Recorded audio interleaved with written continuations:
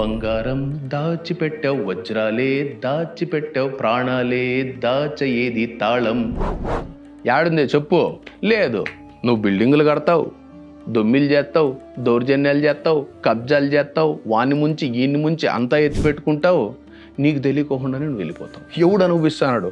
నువ్వు సంపాదించుకుండేది నువ్వు అనుభవించక మళ్ళా అది ఇంకొక రూపంగా అది వేరే వాళ్ళకు చెడు జరిగేటట్టుగా అవుతుంది. నీ కడుపుకి ఎంత పడుతుందో మనం అంతే కదా తినగలము. దానికి మించి తిన్నామంటే అజీర్తి అవుతుంది. డబ్బు వ్యసనం అనేది చాలా భయంకరమైనది. డబ్బుని ఎంతవరకు అంతవరకు. ఒక బండి నడవాలంటే ఇంధనం ఉండాలా, పెట్రోల్ ఉండాలా మన టూ వీలర్లో. సో ఆ పెట్రోల్ ఎంతవరకు అంతవరకే వేసుకో. అంతేగాని అమ్మో నాకు టూ వీలర్ ఉంది కదా అని చెప్పేసి 1000 లీటర్లు తెచ్చి మనం ఇంట్లో పెట్టుకోం కదా ఆడ. ఒకసారి ఆలోచించండి. సో అలాగే డబ్బు కూడా నీకు ఎంత అవసరమో అంత సంపాదించుకో.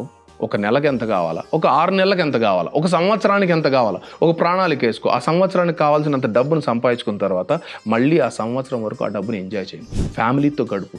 డబ్బు ఒక్కటే కాదు కదా, నీ పిల్లలు నీతో పాటు స్పెండ్ చేయాలని ఉంటుంది, నీ భార్యకు నీతో పాటు స్పెండ్ చేయాలని ఉంటుంది, నీ తల్లిదండ్రులను నువ్వు చూసుకోవాలా, నీ స్నేహితులతో నువ్వు కలవాలా, నీ ఆరోగ్యం ఉంటుంది.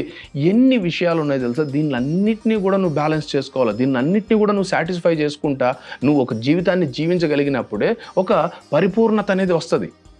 ఇది ఏది కాకుండా ఓన్లీ డబ్బు డబ్బు డబ్బు డబ్బు డబ్బు అని నువ్వు వన్ వేలో పోతావు అంటే మిగతా అన్నింటిలోనూ ఫెయిల్ అవుతావు. ఒక సబ్జెక్ట్ పాస్, అన్ని సబ్జెక్టులు ఫెయిల్. ఏం బేకను. సో కాబట్టి కొద్దిగా తెలుసుకోనాయనా, కొద్దిగా మేలుకోనాయనా.